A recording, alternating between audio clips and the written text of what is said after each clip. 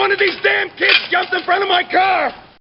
You're listening to 91 Reasons, a journey into the twisted landscape of pop culture. Keep your hands and arms inside the podcast at all times.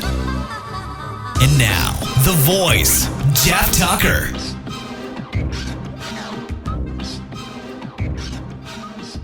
So when I did this episode, 1982, I wanted to talk, it started out, I was going to talk about going to the 1982 World's Fair. And instead, the World's Fair was just a blip, because it's more about changing and growing up and the emotions that you feel. And you don't know that until you're in the thick of it. You don't know, when I'm writing, I kind of know where it's going, and I will let the characters dictate sometimes the action or the dialogue, because they're going to tell me what they're going to do. And if I try to make them do something that is out of character, they fight it. It doesn't look good on the page. I never understood that until I started writing these long-form projects, because I had written at the college level, and sometimes I remember writing a sequence for an old Roman play called Haunted House, and I needed a fast transition, so I had the character pull out a game of Yahtzee, and Yahtzee, and it came out of left field, and it was funny because of the juxtaposition of the guy in a toga playing a modern day game. But when I look at that now, I oh my God, because it's not in what the character would do. He would have done something much more clever. And I didn't know that until I became a much more seasoned and experienced writer. And you don't know that, and you don't become that until you write a lot. And I guess when I sit down to do episodes, to talk into this microphone, I kind of know where it's going, but I'm okay with letting the emotion take over, letting the core discussion become whatever it's going to be. And that doesn't mean that I have to adhere to any rules, Lord knows, if you're listening to 91 Reasons, there's no rhyme or reason, pardon the use of the word there, for what the episode's going to be. It started out when I first started doing this, it was movie reviews. I was going to talk about going to the movies, and not just the movie itself, but the experience going to the movies in the 80s, and, riding my bike and getting popcorn and the whole bit. And that comes out of a love of the movie experience, which is slowly being eroded in modern day culture. And the movie experiences that are left are big superhero extravaganzas and not small human drama. You have to really search those out. You have to make an appointment. I'm going to go see this movie. And I've driven sometimes miles and miles to see a movie because it's not playing anywhere near where I live. And that's kind of what happened in the summer of 1985. But, we'll get to that in a second. I talked before about 1982 and how at the end of 1982, I had done a lot of growing up, and I made that transition from, dumb, needy, demanding kid to more tolerant and patient adolescent.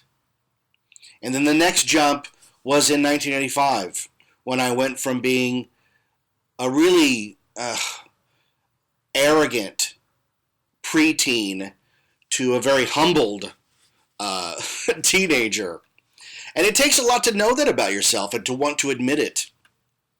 But I'll tell you, when I started high school in September 84, I had just turned 13.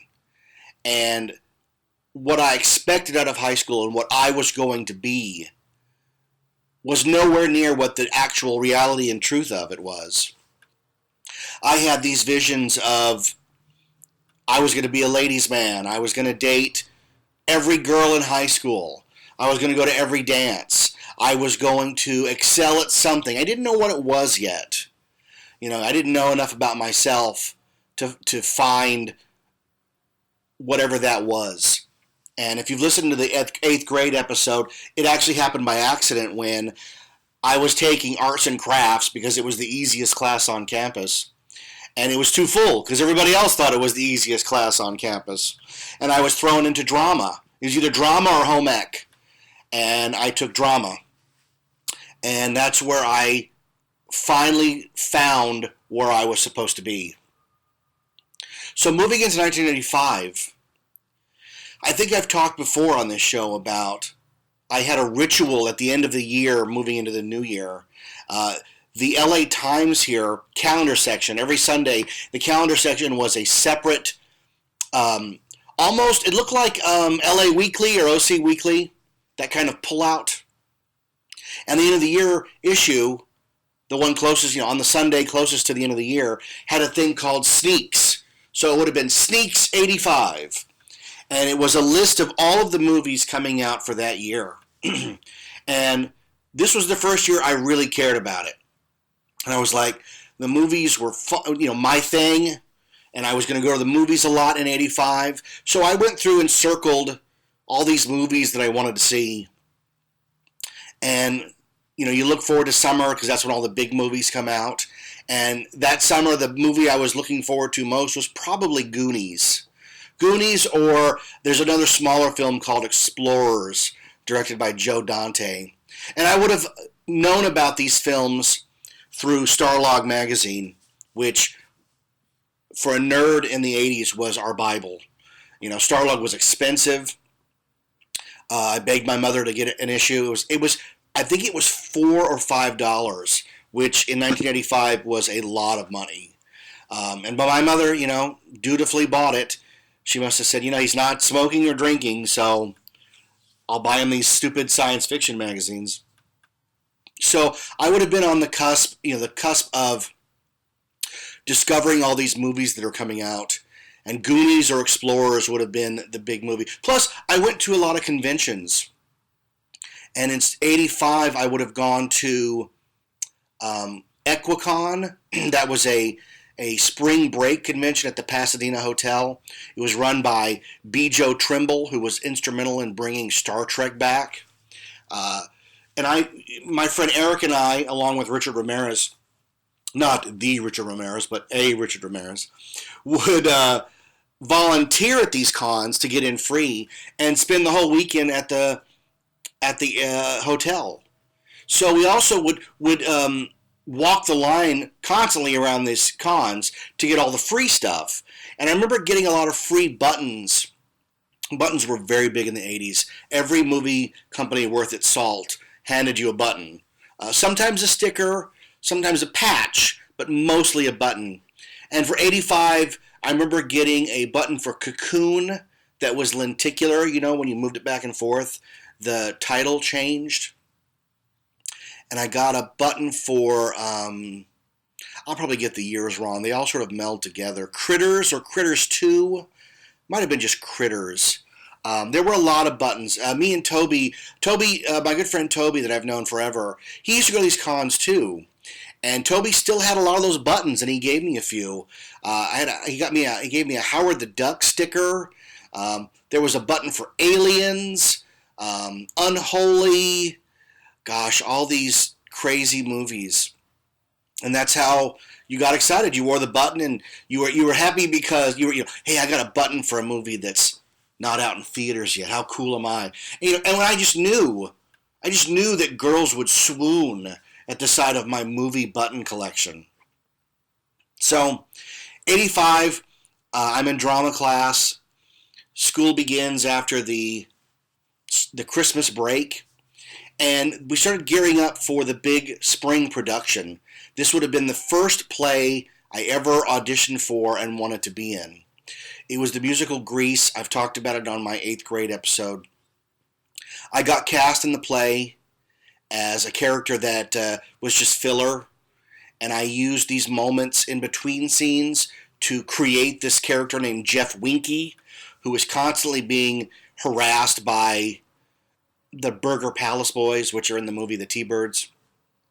And I have the video somewhere, and you can see me in between scenes, doing my best without any material, hamming it up, trying to be as much bigger than my 4'11" height. And I look at him and I wonder, like, that guy, he's a little boy. He's got such chutzpah to do all this stuff because everybody else in the play is a sophomore and a senior, and I'm in 8th grade.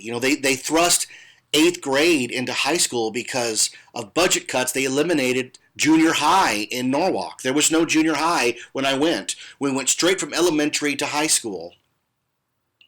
So I was these were adults. The seniors in the play were, most of them already 18. They were adults, and I was a kid. And I guess if I look back, I could say that I was out of my element completely. I was way in over my head. I was there with a couple of friends that were the same age as me, and there was a guy named Stevie Real. And Stevie Real was a professional singer.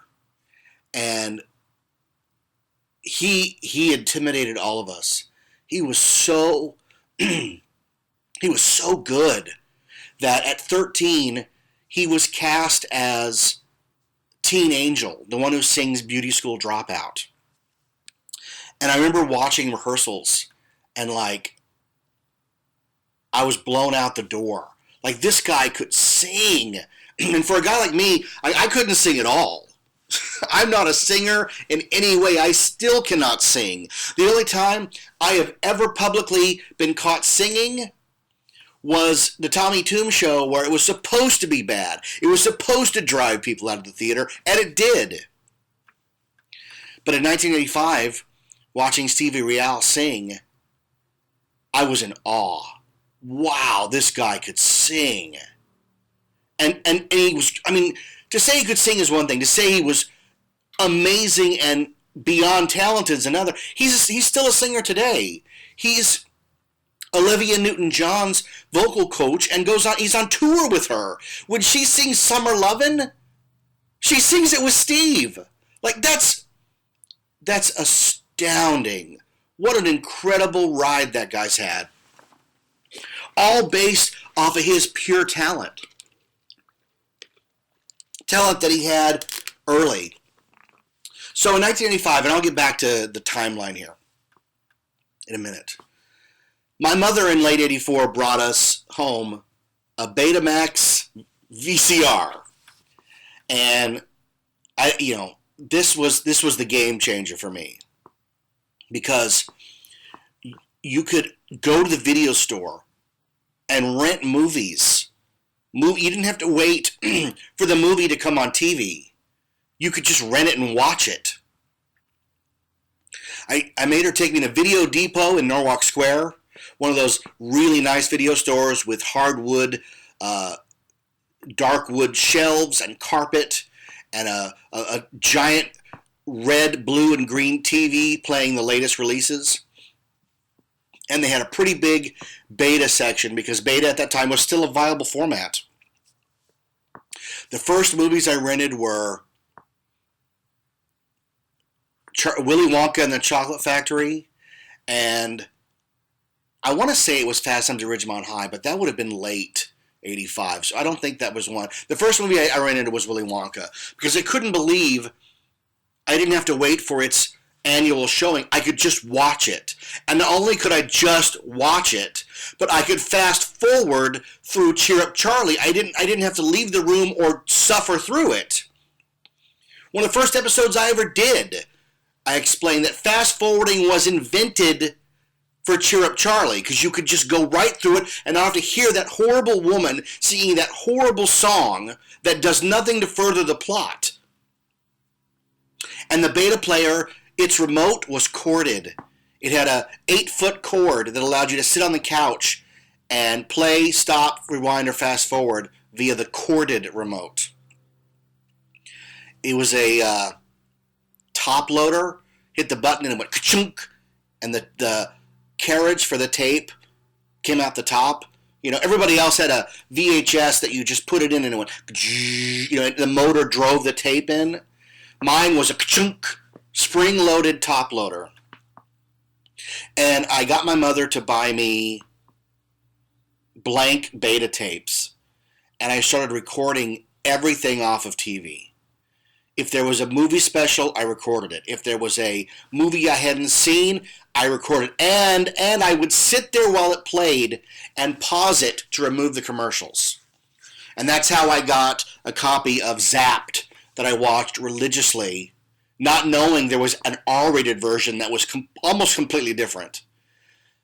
To this day, the Zapped that I quote is the TV version off of Channel 5. I started recording music videos, especially ones with girls in swimsuits or workout outfits. I was very addicted to those. I had seen the video for I Want a New Drug, and the girl in it I fell instantly in love with. I didn't know why I was in love with her, because at that point girls were still kind of icky, but something about that video, I recorded it and I watched it over and over again. And David Lee Roth's California Girls, anything by ZZ Top. Oh my gosh. And I recorded the premiere of Pee-wee's Big Adventure, and that's where I got the Pee-wee's, the song Big Adventure, which I could never find on a soundtrack until I discovered that it was only released as a shaped picture disc, which I now amazingly have hanging in my living room, signed by Paul Rubens. But and for that I'm humbled and grateful, trust me. And the other thing I taped was I taped Star Search, because Stevie Real, we call him Stevie Real Vasquez. His name is Steve Real now. He was on Star Search. He was one of the singing contestants on Star Search. He sang Stevie Wonder's I Just Called. The other guy sang, I want to say it was Amazing Grace or something. It was something like he's really pandering to the judges. And there was a run on Star Search, because I watched and I recorded Star Search a lot, because people don't remember Star Search had a spokesmodel competition where it was a beautiful girl and she would do a photo shoot of like evening gown and then boom, swimsuit. That's where they got Bobby Brown. Remember Bobby Brown? She ended up being the girl in the Warrant She's My Cherry Pie video. She came from the Star Search spokesmodel competition. Unbelievable. I also taped a lot of Solid Gold. Solid Gold was I never missed an episode of Solid Gold. I even met one of the Solid Gold dancers. The main Solid Gold dancer, I booked her dance troupe at Knott's Berry Farm, and I went up to her and I'm like, You're from Star Search. You're from Solid Gold. You're the main dancer. She was like, yeah. I said, I watched every episode. Oh my God. I couldn't believe it. Nicest lady in the world, but it was really odd to see, like, that's the Solid Gold dancer. Like, the main one. So, I taped Star Search, and I knew Steve was going to be on it. What I didn't know was that he lost. And I was angry at the TV because Steve was obviously the better singer. His rendition of I Just Called, I used to sing his version, not Stevie Wonder's version. That's how in tune with Steve I was. Now, Steve and I were friends. He was in drama. We weren't really close in the first year or two because he intimidated me. He was amazingly talented. And part of me was just like, I'm never gonna be that. I'm never gonna have his confidence on stage. Yes, he could sing better than anybody I'd ever known or will know. But the other thing he had was confidence. He could get up there and just start singing and be good at it. And I looked up to Steve in that respect. So I would watch his Star Search, see his presence on stage at age 13 or 14, and emulate that. I want to be that. I want to go on stage and own the stage like Steve. And in drama, the drama club, they were doing plays, firstly, to give kids experience doing drama, blah, blah, blah, blah. But secondly, it was to make money. Grease was a money maker.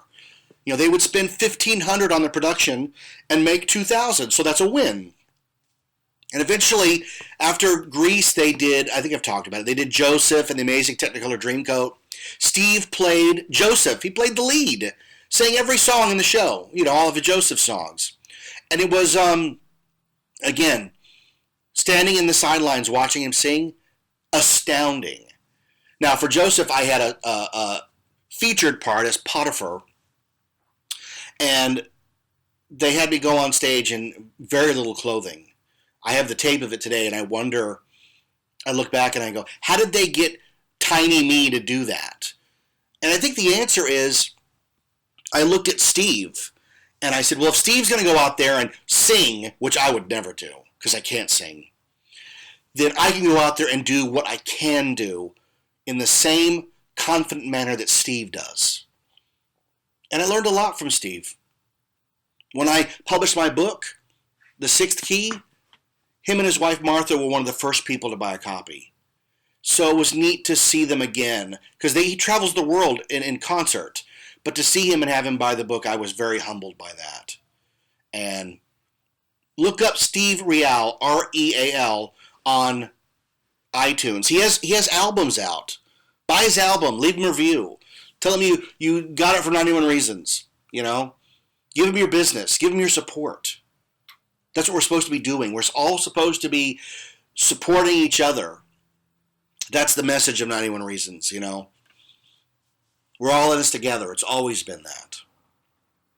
So back to 1985. I did Grease. I felt exhilarated to be a part of something. It was weird to be around so many older people. Because as a kid, you always play with kids your own age. Sometimes there's a cousin that comes over who's older, but he just bullies you because he's bigger and he's family and they can't do anything to him. Am I speaking from experience? Probably. But there I was around women. They were not girls. These were women. And again, I idolized these people. I don't think they knew that the little tiny guy was watching them with such awe, I'm Facebook friends with quite a few of them. And I watched, they've grown up and now we're all, the years don't matter now. Back, when you're that age, the years are vitally important. You tell somebody, well, I'm 2 months older than you. And now we're just people. Now we're just all trying to get through this thing. We're trying to all make it in whatever we want to make it in. Whether that's being a celebrity or paying the rent or just trying to find food. We're all just trying to make it. So, 85, man. I capped 85's school year. This would have been the end of my 8th grade year. I had done a play. I had set my sights on a girl. Her name was Sarah. Remember that Starship song, Sarah? I used to sing it to her. I'm sure she was horrified. Why is this dumb, dorky kid singing to me? I used to ride my bike to her house. And on the last day of school, I've talked about this, I took Sarah's friend Debbie, and who was it that went with us? Another one of my friends went with us. We went to Sir George's Smorgasbord across from Norwalk Square, and I bought her lunch. And I thought, well, this is it. We're going to get married. I was so stupid. There was still a moment in 8th grade near the end where I was still hopeful to find love, to find companionship, before the ton of bricks over my head that was reality fell on me. The school year ended and summer began and the movie season began in earnest. I'd already been to conventions. I'd hung out. I had friends. We started playing that ultimate chick magnet, Dungeons and Dragons. And I went to the movies a lot. Goonies was great. I think I saw it 3 times in the theater. I saw Explorers.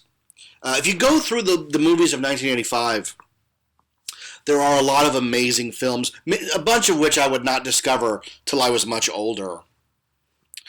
There was a movie called The Adventures of Mark Twain. It's by Will Benton, the guy who did the California Raisins. It's a claymation movie, and they profiled it in Starlog, and I was dying to see it. But it didn't play anywhere. Not anywhere near me. It had a very limited run. And it wasn't released on video anywhere near me either. Again, remember, your video selection depends on what the ordering person of that store in your area wants to buy and wants to stock. Well, this movie was really hard to find. To this day, I've only seen pieces of it. It's readily available now. The Adventures of Mark Twain and this Clay movie. I would check it out. I would go find it. After Hours came out. I'm going through a alphabetical list if you can't tell. After Hours came out. I discovered After Hours much later. What an amazing film. Martin Scorsese, Griffin Dunn, cameos by Cheech and Chong of all people. Yeah, fantastic film. Better Off Dead, The Black Cauldron, Goonies, Explorers, Cocoon. Have you ever seen Cocoon? Cocoon is a masterpiece. Oh my God, is it good. About growing old gracefully, second chances, aliens. Another amazing performance by Steve Guttenberg. Very, very underrated Steve Guttenberg. He's having a renaissance now on the Goldbergs. But for a long time, he was dismissed as a goof. Same way they did to Robert Hayes. Guys who made a lot of comedies were kind of dismissed by Hollywood. Interesting how that works out. There's a Robert Hayes film series of 2 movies. I'm going to have to dig them up. I haven't seen them in years. Do you remember a movie called The Girl, the Gold Watch, and Everything? Robert Hayes plays a guy who finds a watch that can stop time. There was a sequel called The Girl, the Gold Watch, and Dynamite. I should look those up. I remember them being pretty good. They're probably cheesy now. Like there's a movie called The Daring Dobermans, where a guy trains Dobermans to rob a bank. That's a real movie. The Daring Dobermans. I think there was even a sequel to that.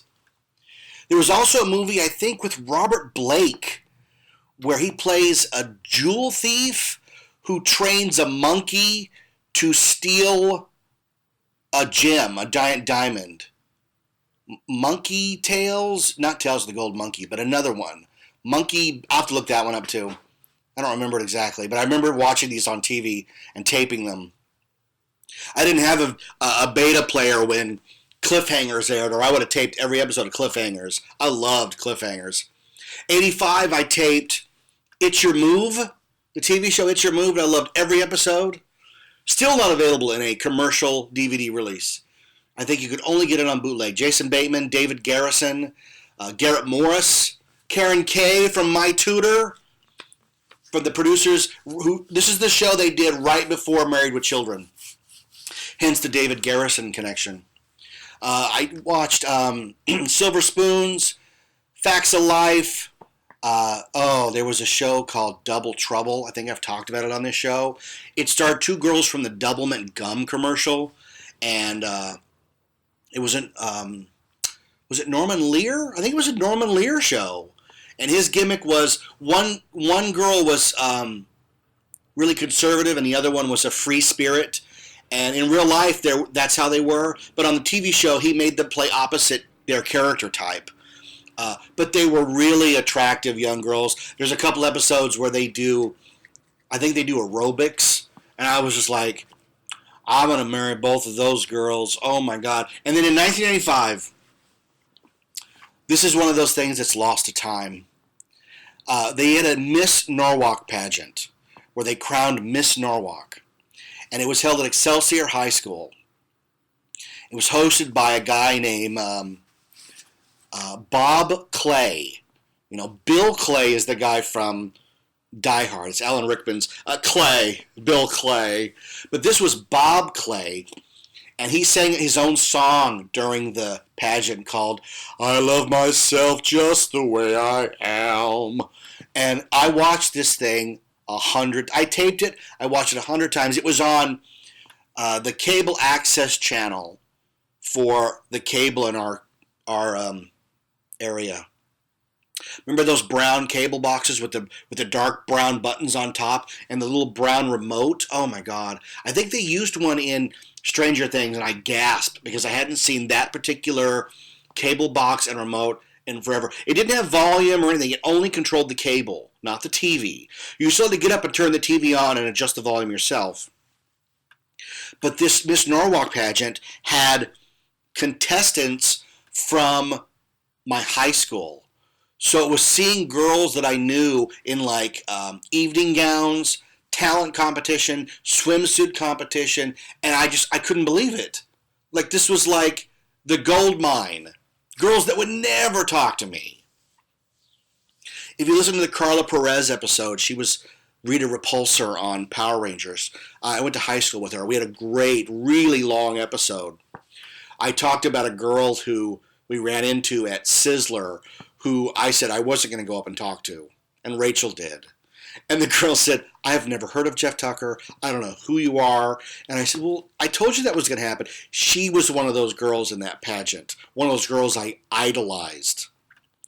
So there's this human condition we have where we equate attractiveness with gentleness and kindness. And the two are not always connected.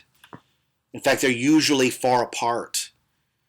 You know, when you meet somebody who's attractive, who's nice, you're like, oh my God, this is so different.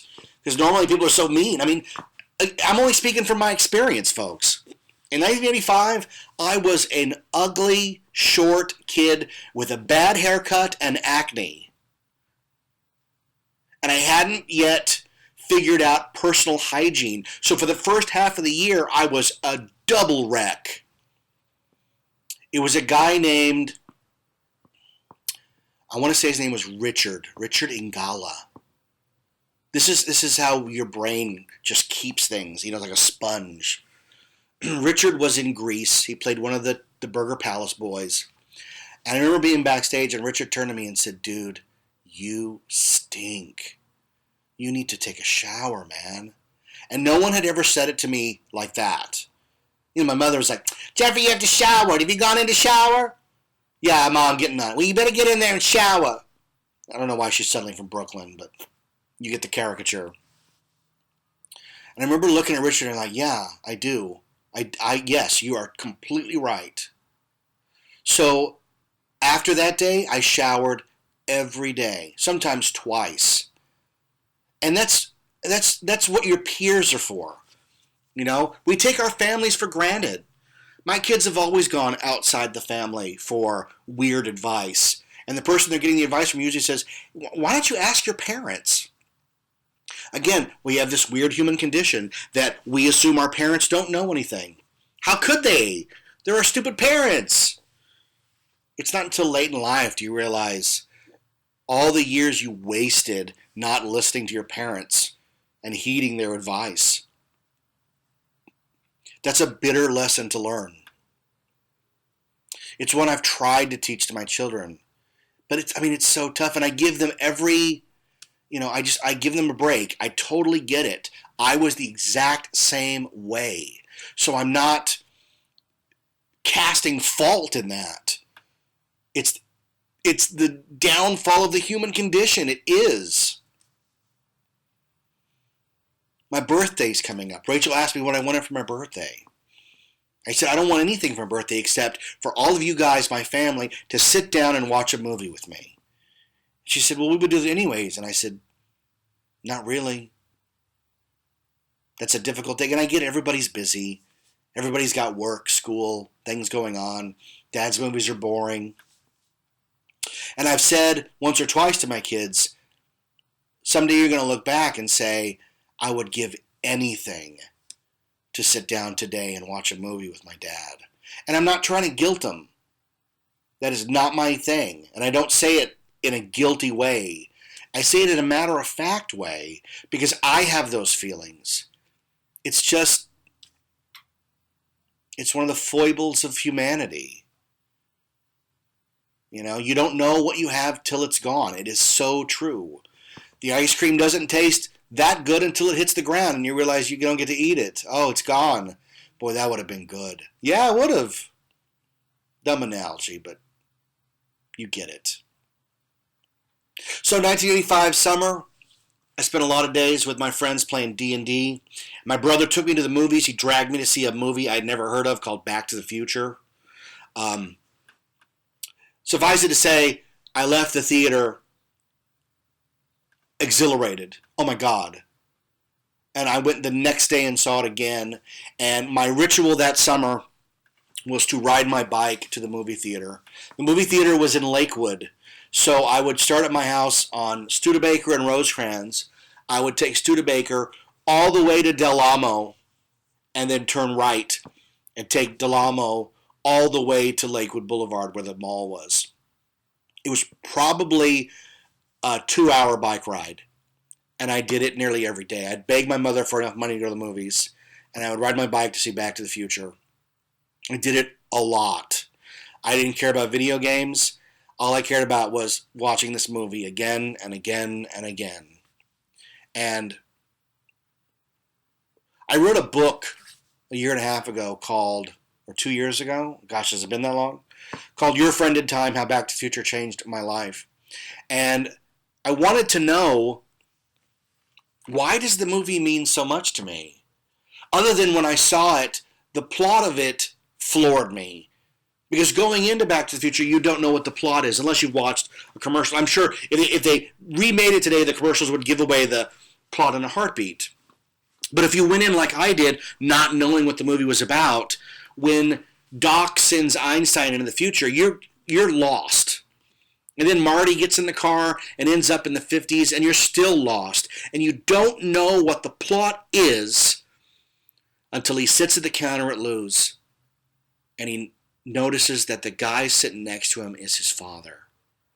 And there's that slow camera burn where Marty leans down, and he's realizing at the same moment the audience is realizing what the plot of the movie is. The plot of the movie is, what if one day you discovered that your parents were people too, that they didn't enter the world fully formed as old people like you assumed, and that they had hopes and dreams and wants and needs and a life before you got there. And Marty interrupts their meeting, and then the plot is set in motion. But the real crux of it, and it's from Bob Gale's own mouth, he said, I discovered a yearbook of my parents in high school, and my father was class president. And I never knew that. And I wondered if I'd gone to high school with my dad, would we have been friends? And it just makes for such a compelling story. And it caused me to look at my mom a different way. This is just a silly summer movie. But suddenly I'm like, my mom had a life before I got here. And you look at old pictures and you start assigning them emotion. And your parents don't really become people in the sense of, someone who has feelings and thoughts of their own until you're in your late 20s. They've done studies on this. Suddenly it keys in, oh, my parents are people that I should give a crap about. They're not just rocks that we cling to for emotional, moral, financial support.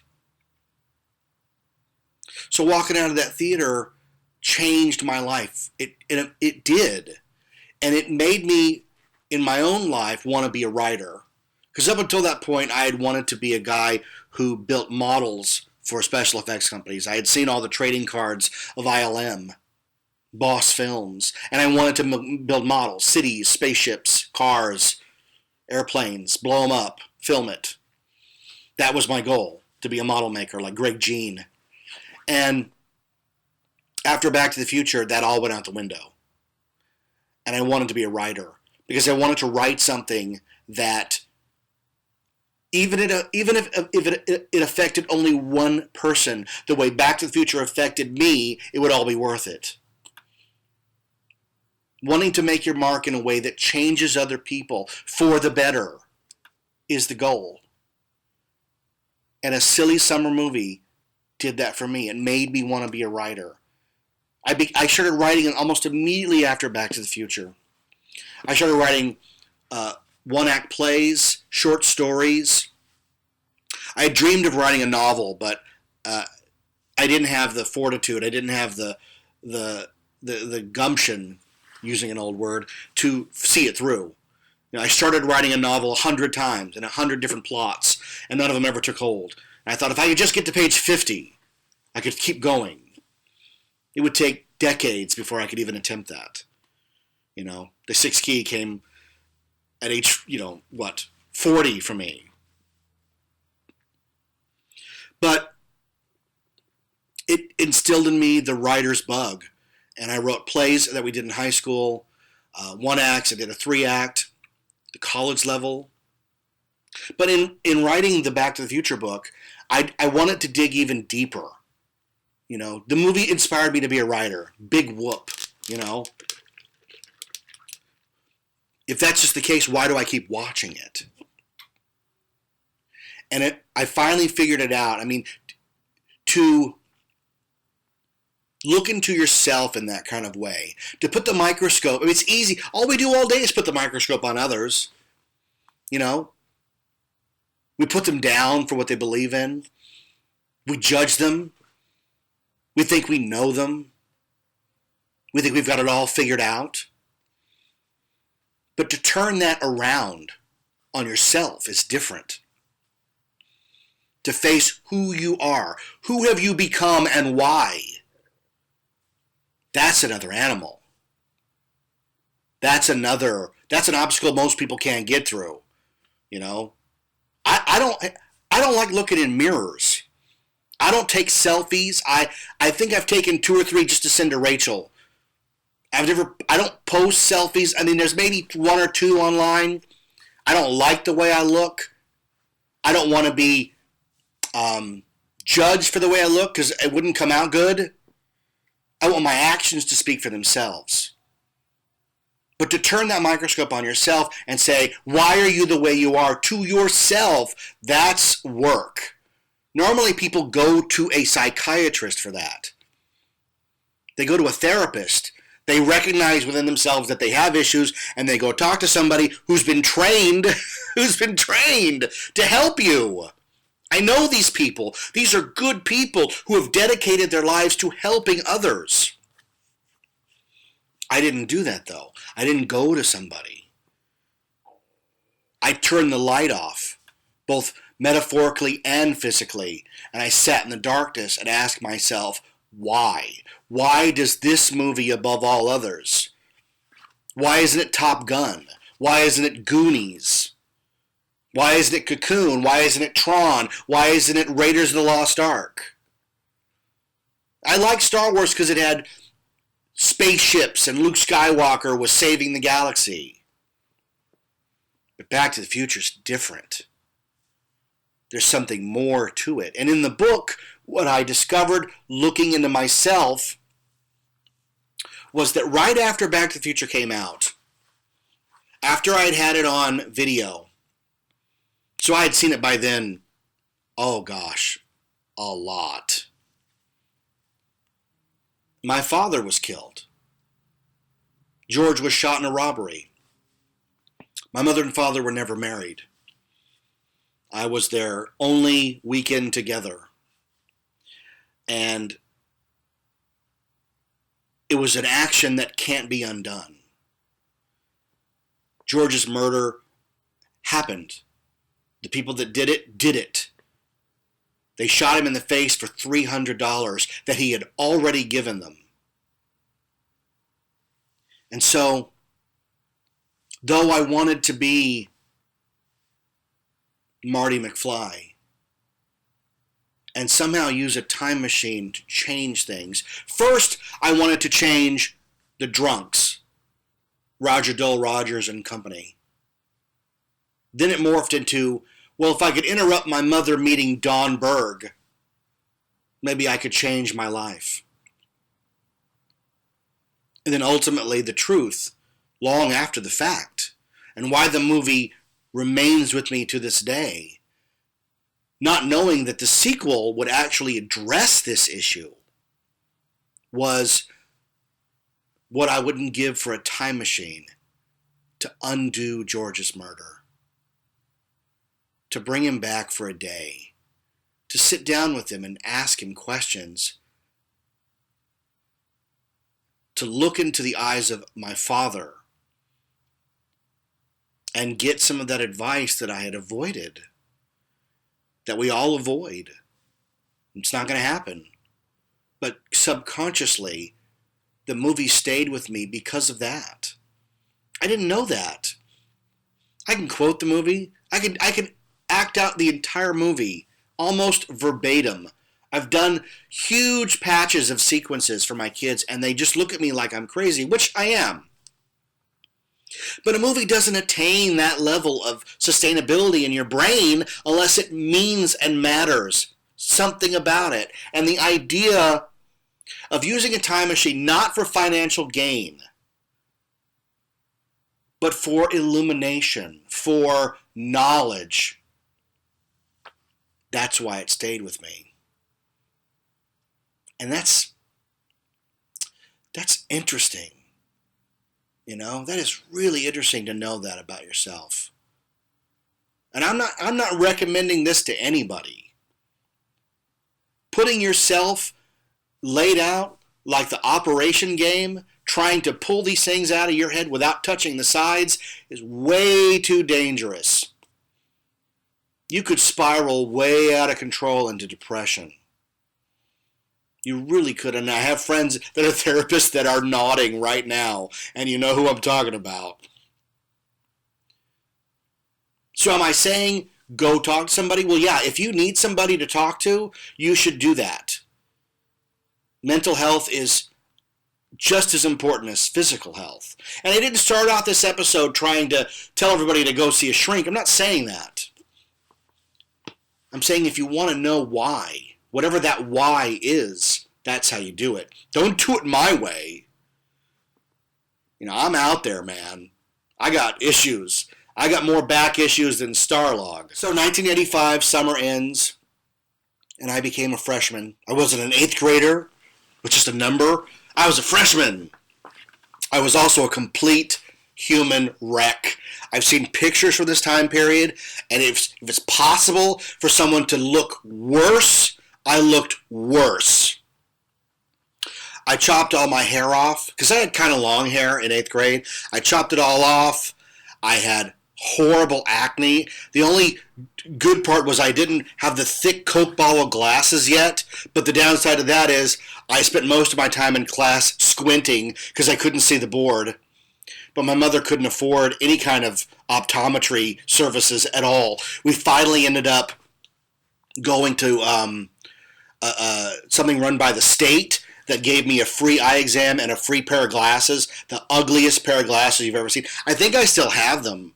At one point they broke, so we took them somewhere where they physically melted the stems and stuck them back together. Are you kidding me? For a short time, I wish I had pictures somewhere, I might. For a short time, I wore a pair of glasses I bought at a thrift store. That cannot be good for your eyes. These were not my glasses, but they allowed me to see the board. I bought the Back to the Future novelization. I had the soundtrack. The movie wasn't available yet. It would take another, spring '86 for it to come out. But I had the novel, and I used to carry the novel to school and read it. I borrowed a jacket that kind of looked like Marty's. At the thrift store, I bought one of those orange vests. I actually went to school dressed like that. I sat behind a girl named Jenny in math.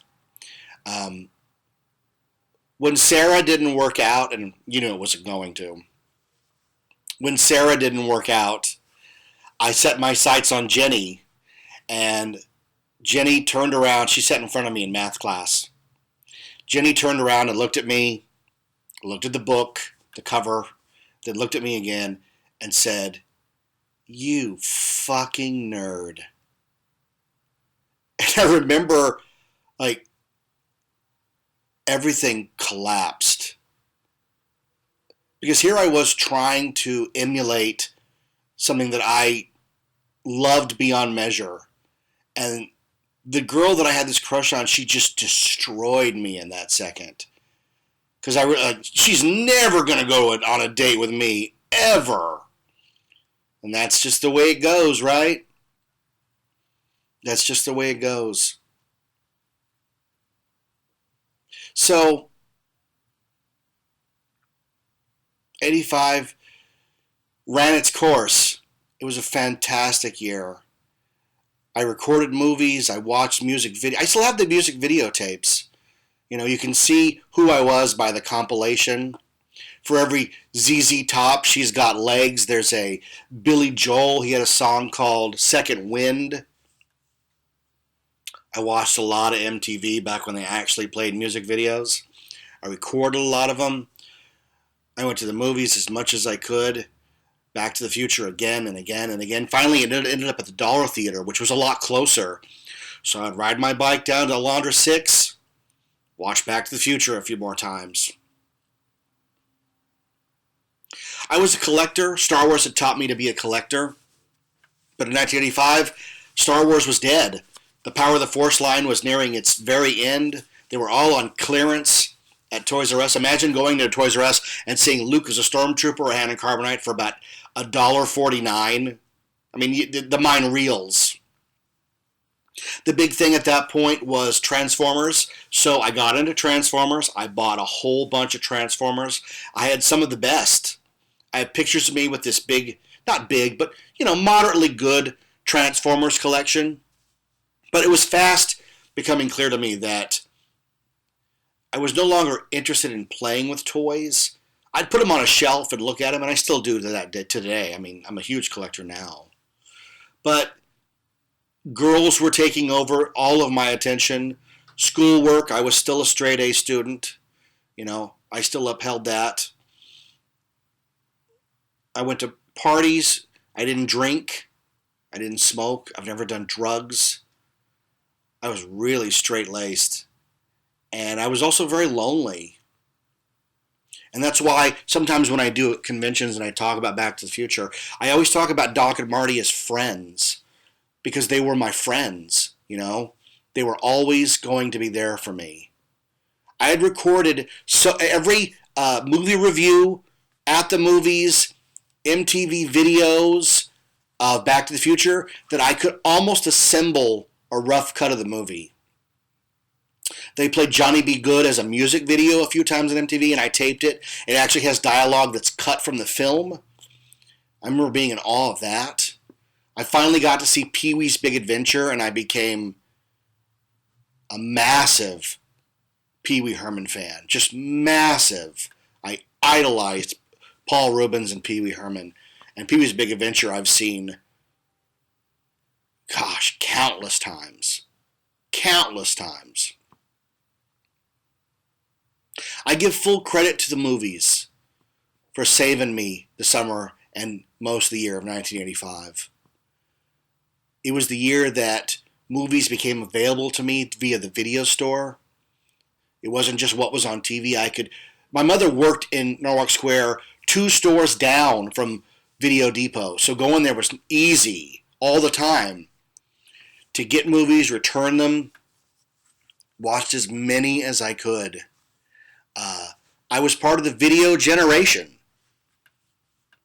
You know, watching videos, rewinding them, playing them again. There were no adult movies. I mean, that's interesting to think. Adult movies were not available on beta, and I didn't have a VHS, so I had no concept of that. I know some of my friends would bring these tapes, like, you got to see this thing. Like, I can't watch it. I don't have that kind of player. What do you mean? I have a beta. What's that? Well, they're better. They're smaller. Well, they don't have this. No, they don't have that.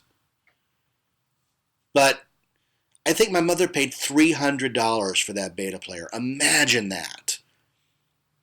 I got to find one at a thrift store. I don't want to play it. I just want to have it. You know? You don't think about the casual things you own becoming important until it's too late, until you don't have them anymore. You know, you don't give emotion to a toaster. But man, my beta player took me to other worlds. It allowed me to escape. I taped every episode of Amazing Stories in 1985. Watched them religiously. It's Your Move. I went to Disneyland. I did a lot of growing up. A lot of growing up in 85. When I look back on it, Now, 82 was the year things changed. 85 was the year that really mattered. It's the one I remember most, thanks to, Sloth and Chunk and Data and Mouth